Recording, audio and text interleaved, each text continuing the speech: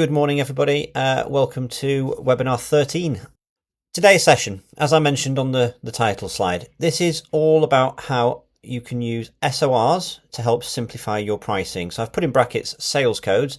Some of you will work to SORs and be familiar with what they are, just to the nature of the work that you do with your clients. For those of you that don't work to specifically what is a schedule of rates, that's an SOR, the NatFed codes, you might refer to these things as sales codes, you might call them job lines, you might even call them invoice lines, you might call them work order lines. Basically, it's anything that you might expect to find on an invoice. So I've included a screenshot on this slide so you can see what I mean. That's what we call the SOR codes, you might call them sales lines. And this is literally the items that get added to the invoice to your client. And so today's session is all about how you can utilize SORs and prices to help create bespoke price lists for your customers, which will, as it says there, save you huge amounts of administration time. It sort of reduces the amounts of errors that you get and also helps to speed up the invoicing and the quoting of works. And really, it does get round that idea that you've only got maybe the one person in the organization that knows what you charge client A, and then they know what you charge client B for the same sort of work because it's in their head, or it's on a post-it note stuck to their monitor because they do the costing of jobs. It sort of gets around all that. And so hopefully by the end of today's session, you should be able to see how we cater for that within Markus and how that will help you. To begin with, a little bit of background to how this is all structured. I'm not going to go into the full data structure of Markus because that would be bonkers. But what we do is we have the schedule of rates, or the SOR list, and the SOR list itself is linked to your client. So the screenshot you can see there, for those of you that set up clients or have been into the client wizard, this is the first page of the client wizard where you would set up your customer. And you can see my drop down list there where I've got a selection of SOR lists or sales code lists for use across all our customers. So you set the list initially at the client. So for this example, I've got highlighted the NatFed 8 list. So that's a housing federation list of the codes from version 8. For those of you familiar with SOR lists, you'll also be familiar with the percentage uplifts and maybe decreases on what you can do on your prices based upon the base rates that you get from your clients. So price lists are how we deal with those. And what we do with a price list is we link a price list to a contract. So they're based upon the SOR list itself. But as you can see in my example there, I've got a base rate price list that I'm going to link to that new contract I'm creating there for reactive works. You can just see it here where I'm about to select my price list. However, I'm going to just zoom in and you can see on my screenshot now, I've just zoomed in on the contract table within the client wizard for my demo system. And not many customers realize you can do this. I thought I'd mention this before we get into sort of the demo, if you like. You can see there that we've got 5 contracts set up for our customer. All of them are different types of works, as you can see here. But the thing that we're interested in is the 2 columns to the right. So we've got different SOR lists or different sales code lists set up for the different work types. And also we've got different price lists for those as well. So you could have, as you can see here, 5 different SOR lists for the different types of work you're doing. And that what that will do is it will mean that the codes you get or the job lines you get will be specific to the work types. So you're not sharing the same list necessarily, although you can do that, but you can have different ones for different contracts against the same client. And I'll show you how that gets set up as well. This is our first demo, how you create an SOR list. I'm going to use the term SOR list from now on, just so that I don't have to keep saying it 3 or 4 times. But basically, an SOR list is your sales code list or your rate list or whatever you call it with your list of codes for your client. So for today, it's an SOR list. What I'd like to do is I'd like to show you how you do that. There is a video on how this works on our YouTube channel, so I'm not going to go into it in vast amounts of detail on today's webinar. If you do want to learn a little more about all the fields that I might fly over today, then please feel free to watch that video. It does show you everything you need to know about this, but this is just a quick demo of how you might go about creating an SOR list and a price list. Naturally, if you've got a NatFed list which has got 3,500 codes on it, please feel free to send that over to us and we will import that SOR list. But for ones where you've got a handful of them, 10 or 20 codes or whatever, by the time you've put it in a format that we could import, you may as well have literally done the process I'm about to demonstrate for you. So first of all, to create your SOR list, under your setup menus, you will always have something that looks like this. It'll be SORs and prices, sales codes and prices, something like that. That is if you've got permission to see that. So once you've clicked into there, very familiar looking screen, you get a report screen where you can filter and search for SOR codes and so on. But what you're doing is you're going to be creating a brand new one. So we would start by clicking new entry.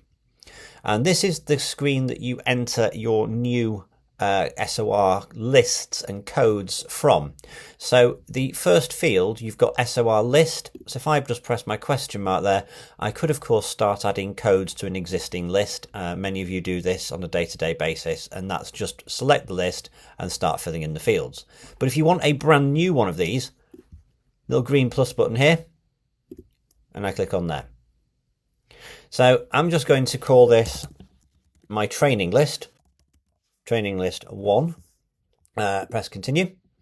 So I've added that as an SOR list now. So when I start to search for the word training, I get training list 1. And all we do is we complete the fields that are marked with the blue dot because they're mandatory. So I'm just going to add a little code called training. Training cost is the description. So what we've got so far is we've got a code to identify our sales line. We've got a description of what that is. And then we've got a training cost of, say, £500. That's our base rate. You've got skill set or trade. Now, obviously, if you're creating specific SOR codes for trades, you could quite easily select the relevant trade from that list. If you've got an office trade, you could use that. If it's related to all trades and it's not really relevant to a specific one, you'd just choose the most appropriate thing. Unit of measure, of course, you've got the whole item, cubic meter, linear meter, and so on. That will all depend on what this is. I'm just going to call this an each item. And allow manual, we can tick that. That allows us to override the description and the rates when you put it on a job. If it's a very fixed price, usually you would leave that not ticked, so it works nicely when you are getting your job costing and people don't start overtyping the figures.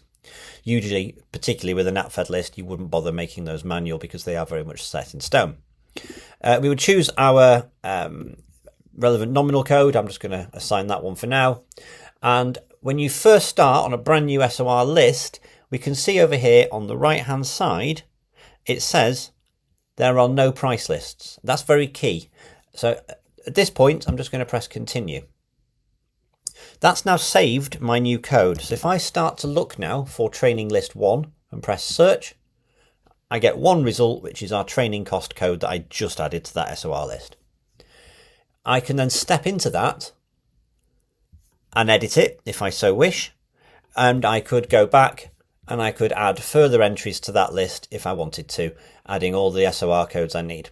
So you can see how quick it was for me to do that whilst I was even explaining it. So it's a really quick thing to add codes into an SOR list.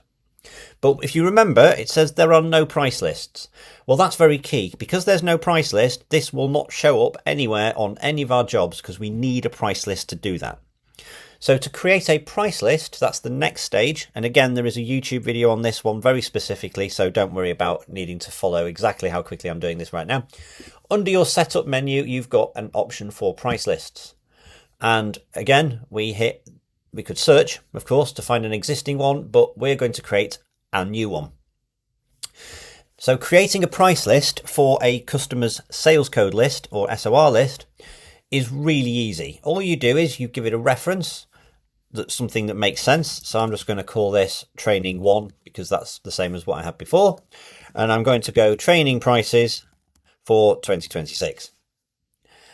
We can then base our price list off either an existing SOR list or an existing price list. I'm going to come back to that one later on. So for today, right now, we want to do this based upon training list 1. Now, this field here, again, I'm going to come back to that one. This is the amount of uplift you want to apply to the sales code base rate. I will come back to this. I don't want to increase my prices. I literally want a price list that matches what I put in my SOR list. So I'm going to set that to 0. When I press continue, this has now created my price list and I get to preview it here. And you can see over here on this column, the charge rate column, it's got the value from my SOR list. If at this point I wanted to change this for whatever reason, if it was a different client, I could literally overtype that and save it with a price list item of whatever I've said here. So press continue. That is now done. So I have created a SOR list and a price list, so it's ready to use on a client. So the final step in all of this is you've got to link this up to your client to be able to use it. And to do that, we step into the client wizard. I showed you on my slideshow earlier how we have the client wizard slide, the client wizard screen with the client page and the contract page. So to get into that, I always start from creating a simple job. And if I want to link this to a particular client, I'm going to say, for example, I'd like to use my demo client of AA and Other Housing. I step into the client wizard at the branch stage here by hitting the plus button there. This is just the quickest way of getting in. And you can see we step back here to the client step by clicking here. So now we are in our client setup for this particular customer of ours, where we can then choose from the SOR list, training list 1. If I then update my client and then flow through the client wizard by pressing continue here to get to the contract stage, I can then start to add a new contract for our client, but when the price list field appears, I've got my training prices just there.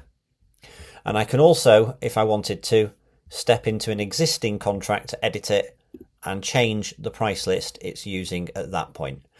A word of warning on doing that though is that if you have created a uplifted price list and there are works ongoing against a contract, if you do alter the prices, you're going to end up getting the new rates on potentially old jobs. So when we do this task with you, when we sort of do the price increases, say on the new financial year, it's very typical that you would create a brand new contract with a start date of the new contract period from, say, the 1st of April, and you would end the dates on the old one. So the old contract would continue to use the old prices, and the new one will take on the new prices, and that way you can invoice your old jobs at the old rates and the new ones at the new ones.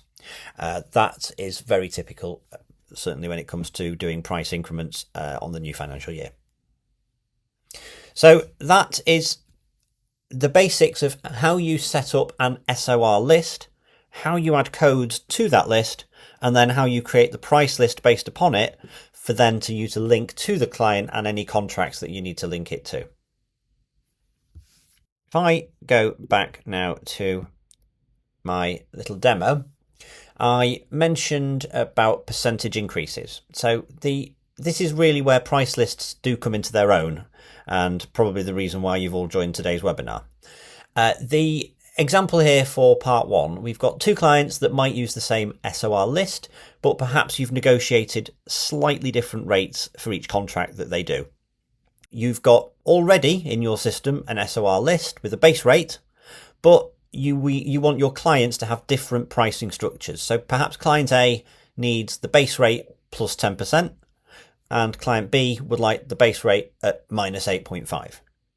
Well, we can manage that within MARKUS very easily, and that's creating price lists with the uplifts and decreases. Now, I did mention that on the last sort of little demo I did, so I'm just going to go into that one in a little bit more detail for you now. So I'm already in my A and Other Housing here. So let's assume that this is our client and the reactive works are currently on NatFed 8 and the SORs at base rate. They wanted theirs at plus 10%. So what we do is we go to setup and we go to price lists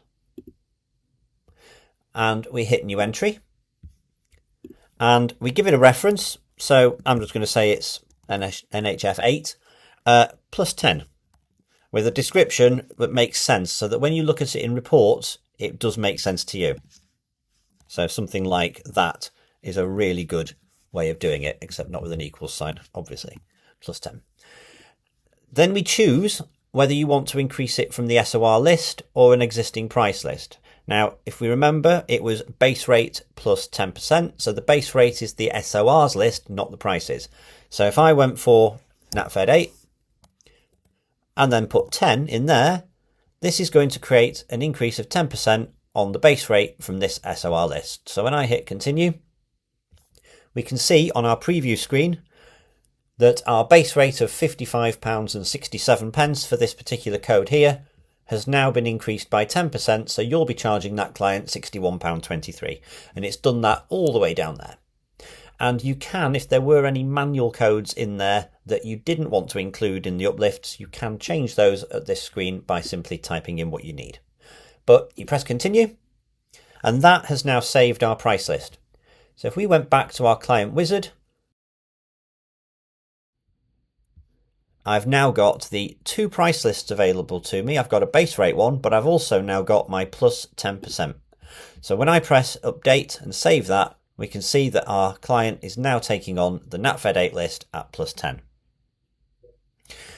Same example, if I went to setup and price lists, new entry, let's say I want to do the same again for the NatFed 8 but minus 8.5 for our client B.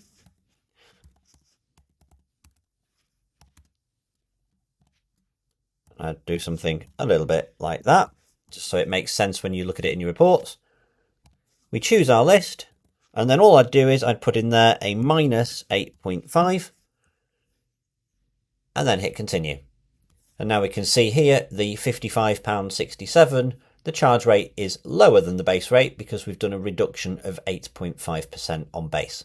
So again, we save that, and then we'd step into our client wizard for whichever client we needed to do that to, and just repeat the steps you just saw where we would edit the contract. So if I changed it here, you'll see we've now got a minus 8.5% that you could then apply to client B if you wished. Now, just to show you how that looks, if I go into our setup SORs and prices list and I go for the NatFed 8 list, I'm going to focus on a very specific code so that we don't load all the thousands up, and press search. We can see that we've got a EICR, a domestic electrical test, code 896001. Base rate of this, if I step into the setup, over on our right hand side you get your prices table, and that is where you can see the different price lists you've got going on for the different rates. So you can see here we've got SOR base rate, we've got the plus 10, and we've got the minus 8.5, and that table will be present in all of the codes within that SOR list. And like I mentioned before, if there were some manual ones you wanted to tweak, you could change those in here if required. Just wanted to show you how this looks from a job perspective. If I step into this particular job here, this is the another housing on the reactive works contract. If I scroll down to our sales lines and I now add in a 896001, which is this code here, you'll see when it puts the rate in, it was not the £155 that it was at base rate, it's taken on the rate from the price list at plus 10%, which is here. So the price list really does help save you a vast amount of time to make sure that when you're costing your jobs up or preparing them for invoice, when you select the code on the job, we get the rate from the price list that you've just created that's linked to that contract. So this is the real time saving thing, and also the thing that is going to really cut back on any errors when it comes to costing jobs, preparing invoices, or even if you're using this for doing quotes by popping ordered quantities in, like so. So that is how we would link a price list that we've just created using the price list wizard up to our contract. If I step back now to my slides briefly, the same idea, but we've got the uplifts on existing price lists. So for example, that's just a line that I made up there in the italic orange text, but this is the sort of thing that I get sent towards the end of a financial year. And as you approach the end of your financial year, your customers may start to send changes over for next year's rates, and it might look something like that. From the 1st of April, please can we uplift the day-to-day contract on last year's rates plus 5, and the FM fabric contract, that's on an increase of 2.2 from last year. So rather than applying the increment to the base rate, it is common sometimes for clients to want to do the uplift based upon last year. So it might have been that at one time you started on base rate and then had an uplift of 10%, but then every year after that you've had increments of 2% based on the last year. Well, that's possible to do. And what you would do is to achieve this, you would create the new price list. You'd do the thing I said in the previous demo, which is you would create yourself a brand new contract for the new contract period to link this to, and then you'd link that contract to the new price list that you've just created. So I'd like to just demo that if I could. So I'm going to do this on our client for the University of Epics. I used this client on one of my previous webinars and it went down well, so I shall do this again. So I'll just start by going back to our dashboard and going to create simple job.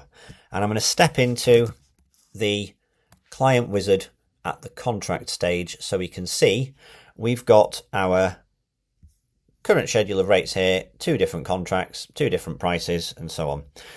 On this particular one, the day-to-day works, they're using a price list for 25 to 26, which is base rate at minus 10%.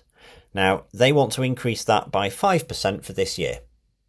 Well, I've so far been showing you that you can go into setup and price lists. Well, yes, of course you can, but you can also, you've probably noticed there's a plus button just here next to the price list field, which you can click and it does the same thing. It steps you into the create new price list screen. So I'm going to call this the day-to-day price list for 26 to 27.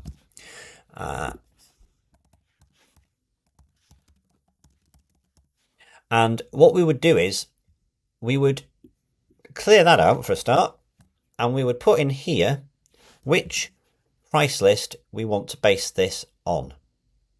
Now, the price list that they were on last time was at the minus 10%. It was the University of Epics minus 10%. We want an increase of 5 on that, and all we do is we hit continue. And that has now created an increase of 5% on the previous price list. So if I hit continue, I can then do the task that I just said, which is create our new contract for day-to-day 26 to 27. Linking it to the price list. Start date, you can set the start date to today, or you could forward date it to when you actually want it to start. So this is a really good thing to do, is to get this sort of thing ready. If your client sends you this information in advance, you can tee up this contract ready to begin on the new financial year, and you can run it until the end of the next financial year. And so that will then only apply this contract between those date ranges, and these rates that you've got linked on this price list will only come into effect when you start logging jobs on this contract.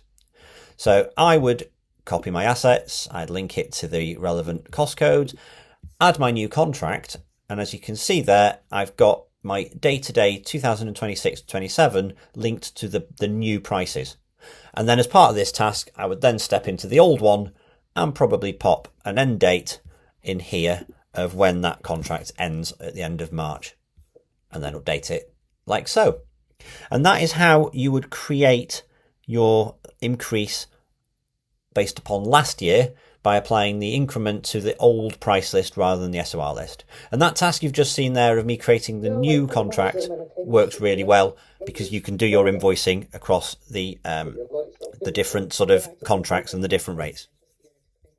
The other scenario that we see is not necessarily SOR codes. So the big NatFed list you just saw, if you're working to those and you understand those, then that would have been really helpful for you. But if you deal with entirely commercial or private residential things, and then you don't work to a NatFed list, then you might have something that looks a little bit like this. I've gone for a simple one.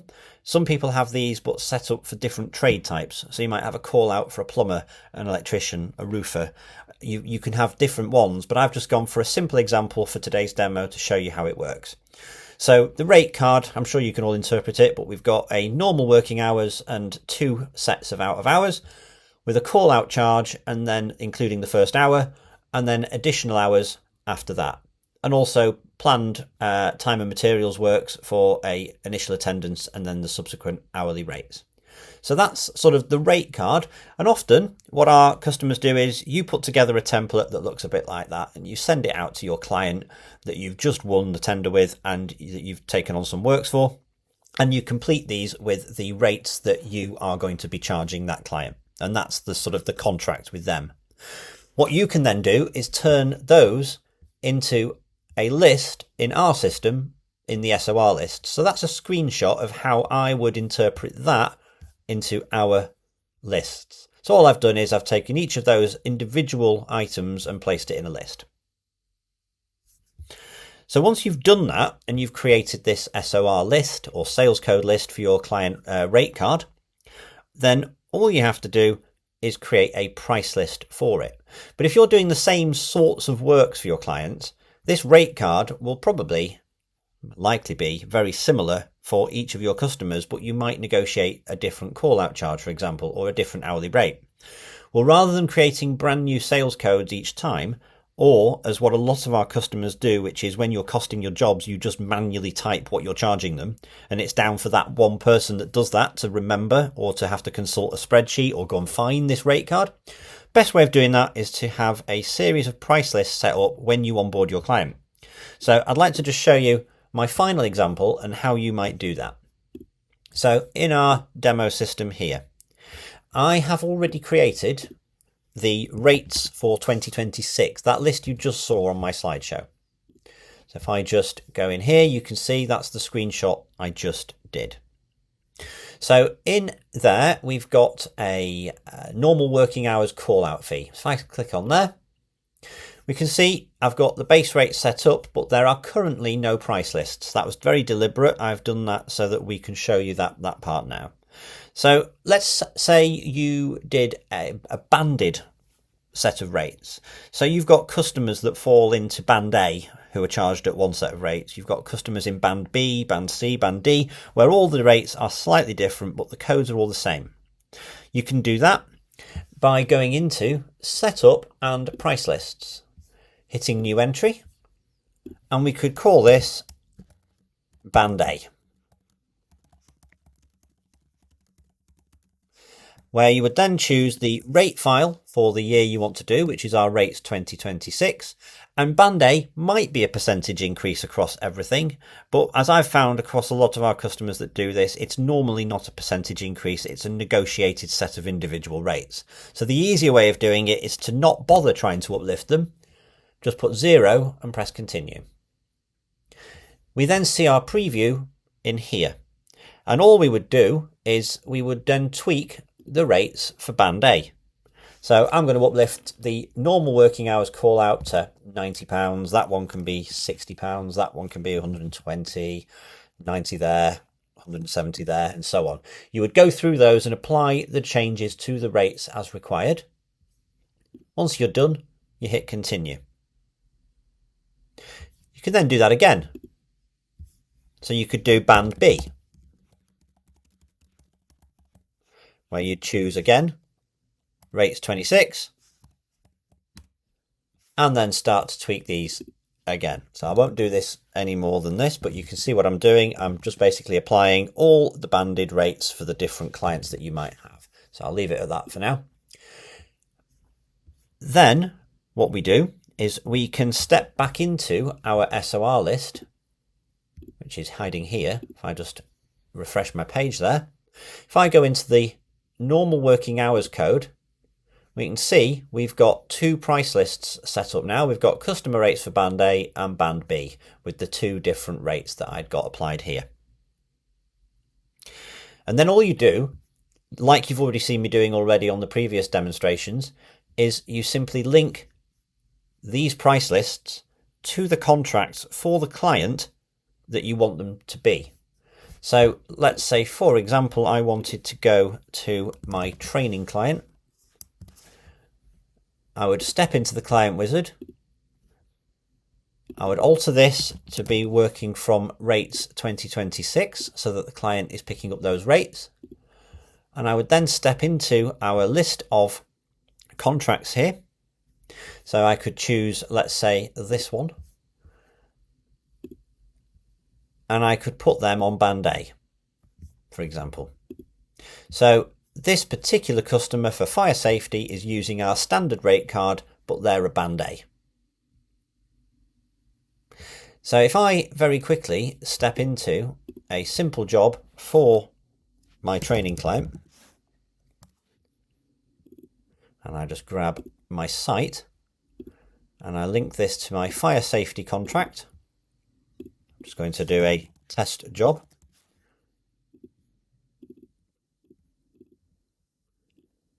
There we go. So if I hit continue now, we should see in my little drop-down list of codes available to us that I'm no longer on a massive NatFed list. I'm now on my rates card for that particular client on a band A. And we can see in our normal working hours, the band A is there. We've got the increments on the call out for Sundays at 170. The base rate was 150 if you were paying attention. And we can then cost our job up with a quote if you wanted to, but I'm applying them on this screen. But actually, again, once you've created your job within your sales lines, which I've just scrolled past, there they are, you could then choose your codes from there and start building up a quote or building up your invoice. And so having this banded rates is a great way of having everybody on the correct rate so that when it comes to logging the sales lines for your invoicing, it doesn't require it to be the expert that just happens to know who's on what rate, because that person will have set that rate against the client. So literally anybody within the team can do this job and be sure that they're getting it correct because the rates are set against the client.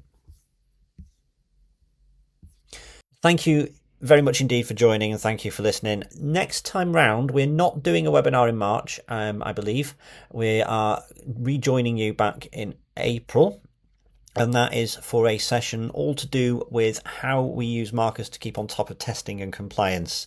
So with a specific focus on things such as EICRs and that sort of thing. So if you're interested in that, or if it's a sort of an area you're thinking of getting into and want to know how we can help, then do join us. The date will be no doubt sent out to you at some point soon.